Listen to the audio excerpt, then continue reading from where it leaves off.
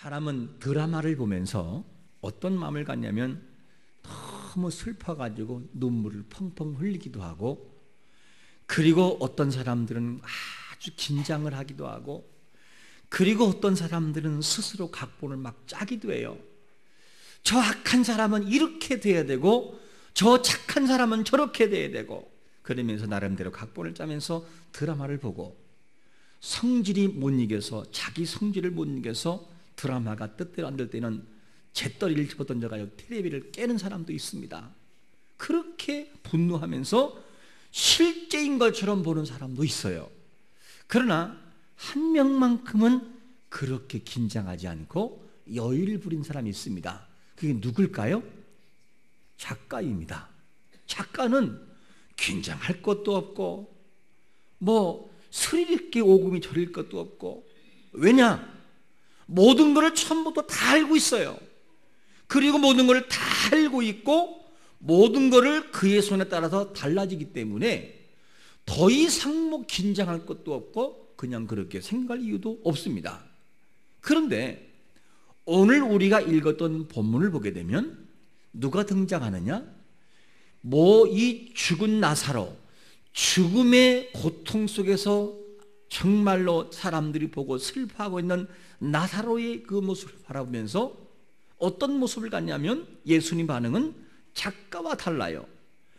작가와 다르게 어떻게 표현하고 있냐면, 이 작가는 전혀 뭐 슬퍼하거나 긴장하거나 그렇지 않은데, 예수님만큼은 어떻게 되냐? 모든 것을 모르는 분처럼, 모든 것을 모르는 사람처럼 그냥 그렇게 함께 예수님께서 눈물을 흘리시고, 그리고 그들의 아픔을 만지시는 이 내용을 볼 수가 있습니다. 그리고 마르다와 마리아, 이 사람들을 정말 사랑하면서 그렇게 그들을 만져주시고 있는 이 내용을 볼 수가 있습니다. 나사로가, 그리고 이 마르다가, 마리아가 예수님께 사랑을 많이 받았어요. 얼마나 사랑을 많이 받았냐면 3절에 보니까 뭐라고 말씀하냐면, 이 나사로가 죽을 병에 걸렸으니 빨리 좀 와서 이 나사로를 치료달라고 요청을 했어요. 그랬더니만 3절에 보니까 주님께서 무슨 표현을 쓰고 있냐면, 사랑하시는 자, 사랑하시는 자가 이렇게 표현을 쓰고 있는데, 여기서 사랑하신 자라고 하는 이 말은 원문을 보게 되면 펠레오라는 말이에요. 펠레오. 이 펠레오라는 말은 인간적인 측면에서 친구에 대한 사랑과 애정과 깊은 정을 나누게 되는 그런 사랑을 말해요. 그러니까 예수님은 이 나사로를 아가페적인 사랑을 가지고 사랑도 하셨지만 평소에 나사로의 집을 자주 갔어요. 자주. 그래서 거기서 자기도 하고 함께 나누는 그런 분이 누구냐? 나사로와 예수님과의 관계였습니다. 그리고 5절에 보니까 뭐라고 말씀하냐면, 나사로를 사랑하시더니 라는 표현을 쓰고 있어요. 이 사랑하시더라는 이 표현은 아가파오라는 말인데, 이 말은 무슨 말이냐? 이 사람을 사랑하거나 좋아하기는 하는데 형식적이고 이기적인 마음이 아니라 관대한 마음을 가지고 사랑하되 계속적으로 사랑했다라고 하는 그 단어예요. 이 말을 전체적으로 묶어보면 무슨 말이냐? 예수님은 신이시지만 나사로와 마리아와 마르다를 어떻게 사랑했냐? 정말 친가족처럼 아끼고 사랑하고 살펴주고 보살피는 분이 누구냐? 예수님과의 관계였어요. 여러분, 여러분도 이왕이면 이런 깊은 사랑을 느끼는 자가 되시기를 축원합니다. 그런 사랑을 받았어요. 그런데 참 신기한 부분 하나를 발견하게 됩니다. 그게 뭐냐? 예수님이 이렇게 나사로와 마리아와 마르다를 사랑했다면 나사로가 병들었다고 했을 때에 금방 쫓아가야 됩니까? 시간을 끌어야 됩니까? 뭐 딱 멈춰버리고 그래 갈게 40분 도착할 거야, 그냥 지금 같으면 차로 달릴 거예요. 이게 바로 뭐냐면 사랑한 자를 향한 사랑의 표현이고 마음입니다. 그런데 오늘 4절 우리가 읽지 않았지만 4절에 보니까 주님께서의 그 말을 듣고 대답을 하시는데 뭐라고 대답하시냐? 이렇게 말씀하셔요. 제가 읽어볼게요. 예수께서 들으시고 이르시되 이 병은 죽을 병이 아니라 하나님의 영광을 위함이요 하나님의 아들이 이로 말미암아 영광을 받게 하려 함이시더라. 이렇게 말하고 있어요. 아니 지금 나사로가 너무 힘들어하고 있어요. 그런데 쫓아가지 않고 그냥 둬. 하나님의 영광을 위해 그렇게 될 거니까 걱정하지 마라. 그리고 끝나버려요. 그리고 6절에 와서는 뭐라고 말씀하냐면 그 계시선 곳에서 이틀을 더 시간 끌었어요. 아니 장난하는 것도 아니고 이게 뭡니까 지금? 나사로를 그렇게 사랑했다면 빨리 쫓아가야지요. 비록 그가 병이 날 것을 알고 있지만서도 쫓아가서 치료해줘야 되는 것이 바로 뭐냐면 예수님이 해야 할 그런 태도의 모습이었습니다. 너무 급한 상황을 알렸지만 예수님은 이틀을 더 유하게 됐습니다. 예수님은 죽을 병이 아니고 나사로가 죽은 것이 아니라는 거예요. 살 거라는 거예요. 그러면 묻겠습니다. 나사로는 죽었어요? 안 죽었어요? 죽었잖아요, 그죠? 죽었어요. 죽고 이미 장사 지낸 지가 며칠요? 나흘이 지났어요. 여러분 나흘이면 냄새가 나서 썩습니다. 그런 정도가 된 상황이 됐어요. 그런데 예수님이 뭐라고 말씀하냐면 걱정하지 말아라. 하나님의 영광을 위한 것이고 내가 영광을 받기 위한 것이다 라고 말씀하신다면 이 말씀을 좀 더 풀어 설명한다면 무슨 말이냐? 바꿔 말한다면 얘들아 나사로가 죽을 이 병을 통해서 앞으로 죽을 사건을 통해서 내가 뭔가 원하는 것이 있다.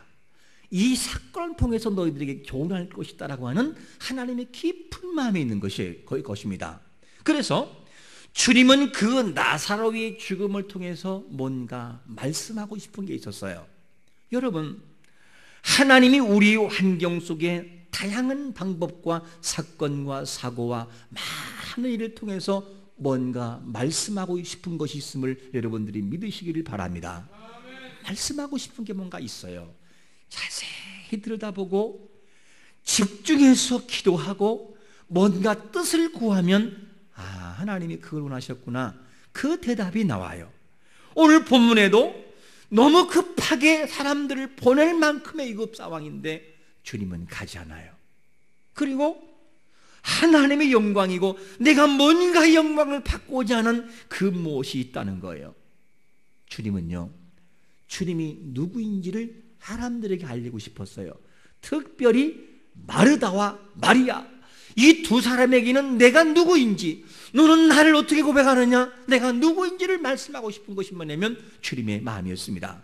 그리고 특별히 마르다와 마리아의 신앙을 확 끌어올려서 한층 더 성숙시키고자 하는 그 하나님의 의도가 있는 것을 볼 수가 있습니다. 여러분 급한 상황이라는 것을 알면서도 예수님은 이틀을 지냈어요. 그리고 나사로는 죽었어요. 안 죽는다고 했는데 죽었어요. 죽을 병이 아니라고 했는데 그는 죽었다 그 말입니다. 자, 그러면 이 뒤늦게 마르다가 예수님이 오신 것을 보고 뭐라고 이 마르다의 고백이 나오냐면 21절에 보니까 이런 고백을 해요. 같이 한번 읽어봅니다. 21절 시작. 마르다가 예수께 여짜오되 주께서 여기 계셨더라면 내 오라버니가 죽지 아니었겠나이다. 예수님께서 어디에 계셨다면요? 여기에 계셨다면 안 죽었을 거라는 거예요. 자, 그러면 이 말은 무슨 말이냐면 마르다는 예수님의 능력을 믿었습니까? 안 믿었습니까? 믿었어요. 믿기는 믿었어요. 그런데 이 바리새인들과 유대인들은 능력을 안 믿었어요. 뭐라고 하느냐? 바알세불의 힘을 의지하여.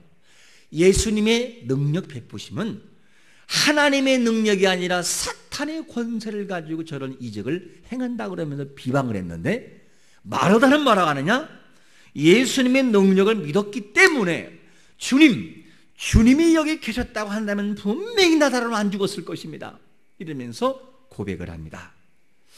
마르다의 모습은 뭐냐면 예수님의 능력을 보이는 현장에서만 확실하게 믿는 그런 모습을 단적으로 또 보여주고 있습니다. 그리고 난 다음에 이 마르다는 계속 마음이 아파서, 너무너무 마음이 아파서 어찌할 줄을 몰라요. 그런데 예수님이 뭐라 하겠냐면 대답이 참 신기해요. 뭐라고 답변하냐면 23절에 보니까 예수께서 이르시되 내 오라비가 뭐라고요? 다시 살아나리라. 아니, 너무나 어처구니없는 말이에요. 마르다의 입장에서는 뭐라고 말씀했냐면, 마르다의 신앙을 보여주는데 주님이 여기 계셨다면 안 죽었을 거예요. 그런데 이미 죽었기 때문에 죽음은 끝이잖아요. 다 끝난 걸 가지고 뭐 새삼스럽게 산다고 말씀하십니까? 그러면서 이 마르다는 뭐라고 말하냐면 너무 어처구니없는 표현을 가지고 말씀하는데, 예수님은 정반대로 말씀하셔요. 아니다, 살아나겠다. 마르다는 못 믿겠다는 거예요. 너무 어처구니없는 이 말을 듣고 난 다음에 마르다의 대답이 나오는데 뭐라고 답변하느냐? 24절에 보니까 마르다가 이르되, 언제요? 지금이에요? 마지막 때예요? 지금 말고 나중에 부활할 때, 마지막 때에 부활할 것을 제가 그건 알고 있습니다. 그런데 이 말은 무슨 말이냐면, 주님, 이제 이 나사로가 죽었기 때문에 인생 끝났어요. 이미 죽었기 때문에 나흘이 됐고 다 부패해서 썩었기 때문에 더 이상은 이 나사로를 볼 수가 없습니다. 제가 지금은 끝났고 나중에 부활할 때 본다는 건 제가 그건 믿습니다. 그러면서 이렇게 대답을 합니다. 지금 마르다의 대화와 예수님과 대화의 초점이 달라져요. 마르다는 나중에 살 것이라고 하는 것을 이야기하고 있는데 예수님은 지금을 말하는 거예요. 이게 뭐냐면 신이신 바로 예수님과 인간인 마르다와의 차이점인 것을 보게 됩니다. 대화가 뭔가가 잘 이루어지지 않고 있어요. 여러분, 우리는 이 말씀을 통해 한 가지 볼 수 있는 하나의 이삭줍기 내용이 있는데, 마르다가 나사로가 죽은 것을 보고 예수님이 늦게 왔으므로 죽은 것을 바라보고 실망하는 것처럼 우리는 어떤 상황이 놓였을 때에 우리도 모르는 사이에 불가능이라는 말을 만들어내십니까? 이건 안 돼, 이거는 불가능해, 도무지 안 돼, 그러면서 불가능을 나도 모르는 사이에 영역이를 바운드라이를 딱 쳐가지고 불가능 꽉 찍어 놓습니다. 불가능한 일이 아니면서도 어느 한순간에 그 정점만 딱 가버리면 불가능이 되어져 버려요. 그리고 이미 주님이 그렇게 말씀하지도 않았지만서도 우리의 상태의 믿음의 상태가 그 상황만 가버리면 불가능으로 변해버려요.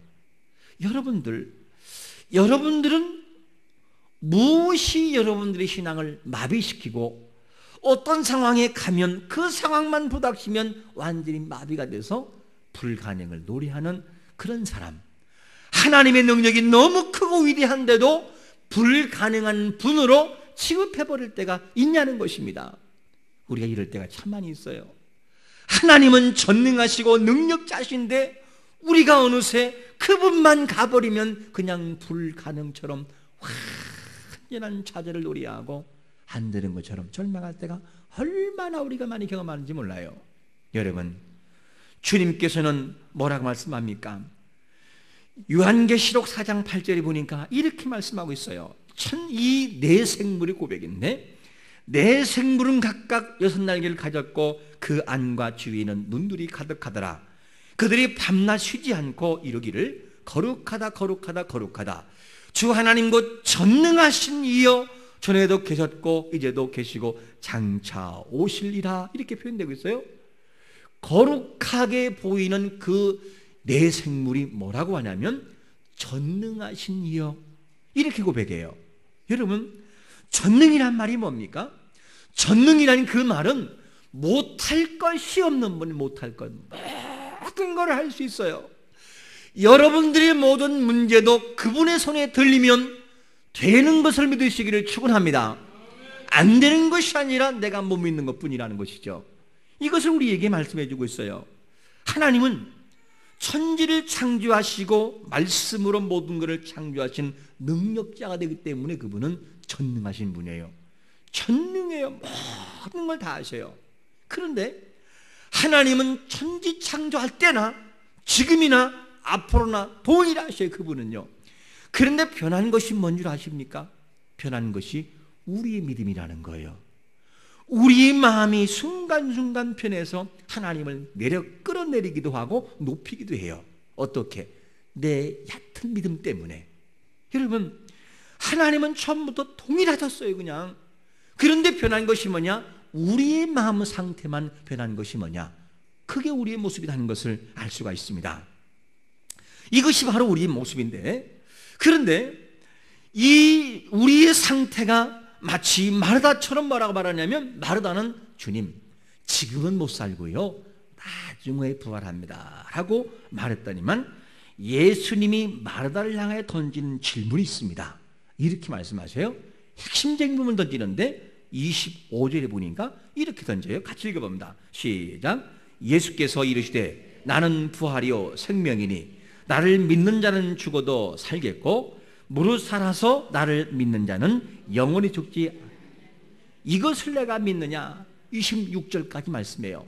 자, 마르다는 뭐라고 말씀하냐면 한계 상황에 딱 부닥치니까 하나님의 능력을 제한시키고 있는데, 그것을 알고 예수님께서 뭐냐? 마르다야, 나는 부활이야, 나는 생명이야. 그러면서 예수님이 누군지를 말씀하고 있습니다. 마르다는 주님이 늦게 왔기 때문에 불가능하다고 말을 하는데, 예수님은 뭐라고 말씀하느냐? 나는 너무 늦게 왔다는 말과 어울리지 않아. 나는 빨리 오든 늦게 오든 생명이고 부활이시다. 그러면서 마르다의 그 절망적인 마음을 확 끌어올려 예수님이 어떤 분인지를 직선적으로 보게 만들어요. 마르다야, 너는 내가 늦게 왔다라고 죽은 나사로가 못 살릴 것처럼 생각하지만 아니다. 나는 생명이고 모든 것을 주관하시는 생명의 주인이 되시고, 그리고 부활의 주가 되시고, 그리고 사람을 죽었다가 살리는 전능자란다. 이 사실을 마르다에게 알려지고 있습니다. 여러분, 오늘도 우리의 모든 삶에서 실제로 이론이 아니라 예수 그리스도의 능력을 삶을 통해 체험하는 자가 되시기를 축원합니다. 그것을 체험해야 돼요. 이것을 마르다에게 알려주고 있습니다. 여러분, 주님의 생각과 우리의 생각과 너무 달라요. 주님의 생각은 뭐냐? 못할 것이 없고 안 될 것이 없다, 이렇게 말씀하는데 우리는 너무 안 된다라고 결정해 놓고 못한다, 안 된다 하는 것들이 너무나 많고, 불가능이라고 하는 그 태도가 너무나 많은 것을 보게 됩니다. 여러분, 우리의 생각이 주님의 생각으로 탈바꿈하지 않으면요, 항상 불가능해요. 이제 우리의 모든 생각에서 주님의 생각으로 바뀌어져 주님이 된다라고 하는 것은 아멘으로 영접하는 자가 되시기를 축원합니다. 그렇게 한번 경험을 한번 해보세요. 무조건 안 된다고 하지 말고, 그래, 주님이 하시면 돼, 한번 해보자, 이렇게 여러분 하셔야 돼요. 며칠 전 어느 목사님과 함께 차를 마시면서 대화한 적이 있었어요. 노예를 하는데 차를 마시다가 우연히 그런 얘기가 됐어요. 이 목사님이 이제 개척교회를 하고 교회를 부흥시키기 위해서 고민하는 중에, 교회는 장로님이 없으면 허위교회가 되고요. 허위교회, 당회 조직이 안 돼 있으면. 그래서 빨리 좀 당회를 조직하면 좋겠다, 그러면서 장로님을 세웠으면 좋겠다고 하는데, 자기가 마음을 생각하는 기도하는 사람이 있다는 거예요. 그러면서 그분이 참 믿음도 좋은데 한 가지 흠이 있다 그러면 사람들이 그를 무시한다는 거예요. 들어보세요. 이렇게 얘기하는 거예요. 이분은 집사님인데 너무 약한 부분이 있다는 거예요. 한쪽 팔이 없대, 한쪽 팔. 장애인이라는 거예요. 한쪽 팔이 없고 믿음은 너무 좋다는 거예요. 교회에 무슨 문제가 있으면 자기가 다 하고 싶다는 거예요. 막 그런 사람들은 그를 무시한다는 거예요. 어떻게 무시하느냐? 일주일 내내 돈을 벌어도 2만 원을 간신히 벌까 말까라는 거예요. 일주일 내내 벌어도 2만 원을 벌까 말까. 휴지도 줍고 길거리에 고구마, 감자 펴놓고 나면 사람들이 발로 막 차고 그렇게 한다는 거예요. 그런데 이 사람이 꼭 한 가지 믿음이 있는데 뭐냐? 어려운 일을 당하기만 하면 목사님이 꼭 찾아와가지고 목사님 이번에 제가 이걸 해야 돼요. 기도해 주세요. 기도해 주세요. 꼭 부탁한다는 거예요. 그런데 목사님은 기도를 안 할 수가 없어서 기도를 한다는 거예요. 그럼 그것이 이루어진다는 것입니다. 그리고 그 어려운 중에도 헌금 생활을 다 하고 산대요. 11조, 감상금 어떻게 하면 잘 나간다는 거예요. 그러던 어느 날 한 가지 심각한 모습을 가지고 나와서 목사님 기도해 주세요. 신탄지 어느 지역에 주차장에 그 경매로 그러니까 얼마 이렇게 해가지고 경매로 낙찰을 받는 게 있는데 그게 나왔는데 나는 이걸 좀 받았으면 좋겠습니다. 목사님 속으로 웃었나 봐요. 어떻게 당신이 이걸 하겠느냐. 그리고 입찰하면 경쟁이 얼마나 셉니까? 목사님은 간절히 기도하고 같이 기도했던 거예요. 기도하는데 입찰을 참여하는 사람이 아무도 없었던 거예요. 할렐루야. 실제요. 여러분들 가볼까 봐 제가 얘기 안 하는 거길 가볼까 봐. 한 명도 참여 안 하는 그 사람 된 거예요. 그냥 이렇게 돼가지고 그 사람이 너무너무 감사해서 지금은 너무너무 감격하고 교회에 이런 도맡아서 하려고 욕심 부른다는 거면 그만 좀 해라고. 그건 다른 사람 주라고. 이렇게 할 정도가 된다는 거예요. 그리고 난 다음에 큰 복을 주었는데 한 달에 그 일주일에 그분이 많이 벌면 얼마 번다고요? 2만 원. 근데 그분이 어떻게 바뀌었느냐? 지금은 한 달에 11조를 100만 원 하는 줄로 믿습니다. 그렇게 바뀌었다는 거예요. 왜 제가 이 말씀드리냐면 손이 없고 무시하고 그런 사람이라고 불가능하다고요?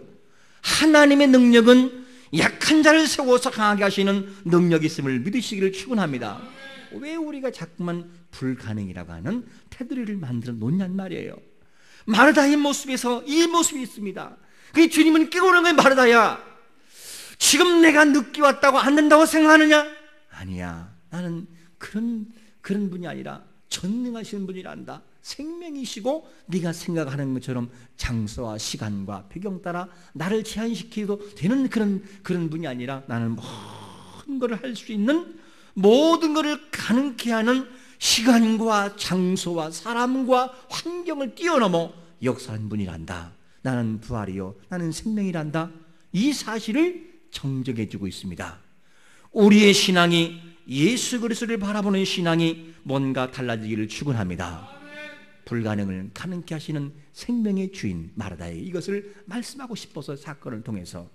자, 그런데 이렇게 아주 권위가 있으시고 능력이 있으신 주님인데 이 주님이 앞에서 쫙 보인 다음에 그 다음에 아주 약한 인간의 모습이 보여지고 있어요. 예수님께서. 예수님은 어떤 분이냐? 완전한 신이면서도 완전한 인간이라고 하는 이 사실을 보여주고 있는데 예수님께서 이제 나사로가 죽었다라는 소식을 듣고 그 무덤에 가서 예수님께서 하시는 것이 있는데 뭐라고 말씀하냐면 33절에 보니까 이런 약한 모습을 보여줘요. 같이 읽어봅니다. 시작. 예수께서 그가 오는 것과 또 함께 온 유대인들이 우는 것을 보시고 심령에 비통히 여기시고, 심령에 어떻게 해요? 비통히 여기세요. 비통히, 아주 비통히 여기고 우셨어요.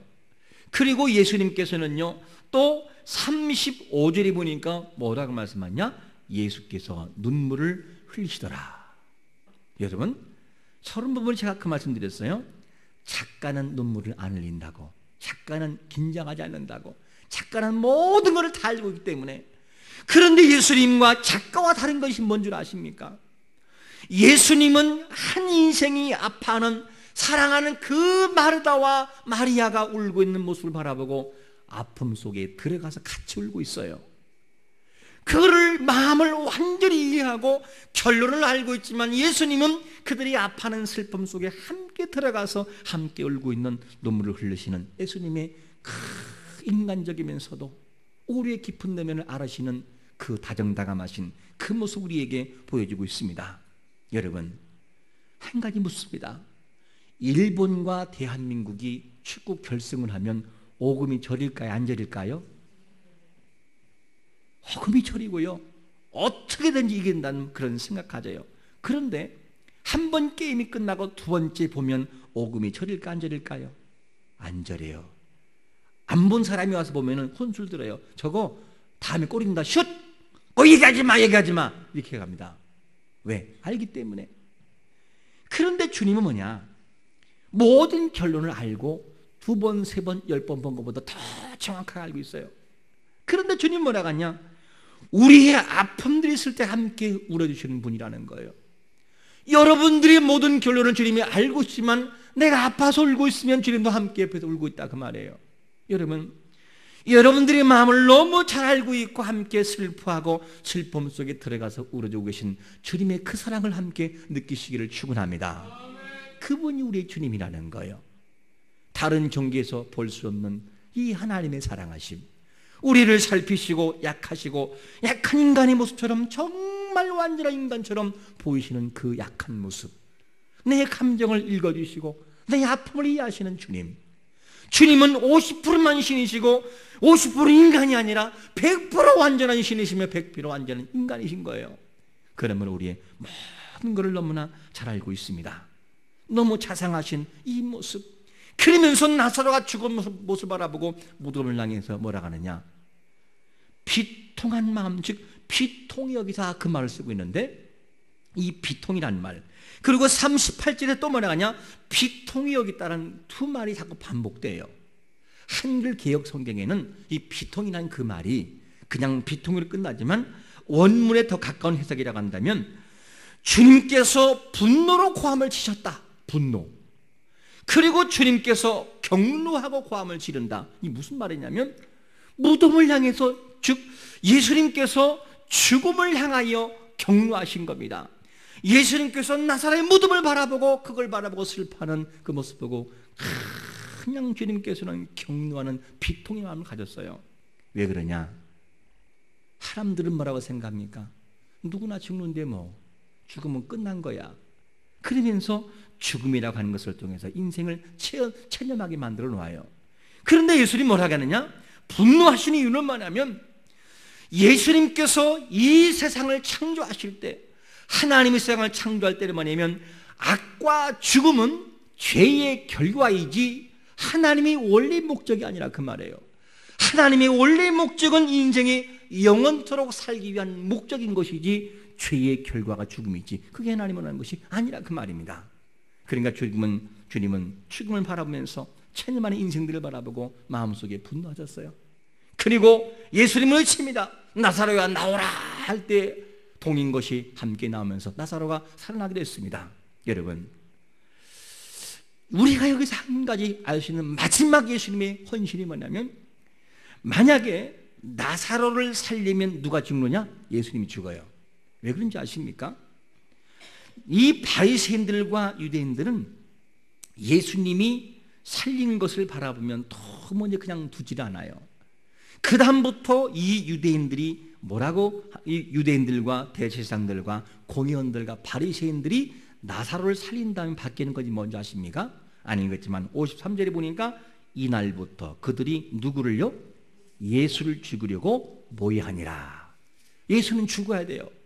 마지막 예수님은 그거를 알면서도 인생의 드라마틱한 모든 걸 다 알면서도 같이 얻어주셨고, 나사로를 살리면 주님께서 죽는 것을 알고 죽이려고 모의하는 것도 알고 있으면서도 그래도 그 십자가를 지신 것이 예수님의 사랑인 거예요. 여러분, 그분이 우리 주님이라는 것이 너무 감사하지 않나요? 그분이 우리 주님인 것이 감격스럽지 않나요? 이런 사랑이 주님의 사랑인 것입니다. 오늘 사건을 통해 주님은 뭘 말씀하고 있습니까? 주님께서는 얘야, 너는 시간과 장소에 따라 나를 바라볼지 몰라도 나는 전능자란다. 생명이고 모든 걸 할 수 있는 전능자야. 너는 오늘 이걸 믿고 모든 삶에서 그렇게 적용하거라 말씀하시는 거예요. 그리고 마르다에게 너는 이제부터는 새로운 힘을 가지고 나를 바라보라라고 하는 그런 말씀을 가지고 주님이 말씀하고 있습니다. 여러분, 그럼에도 불구하고 주님께서는 가장 약한 우리의 모습을 함께 동참하시고 슬픔 속으로 뛰어들어 함께 울어주시고 마지막 줄 것을 알면서도 나사로를 살리시는 그 헌신과 수고가 우리 앞에 있다는 거예요.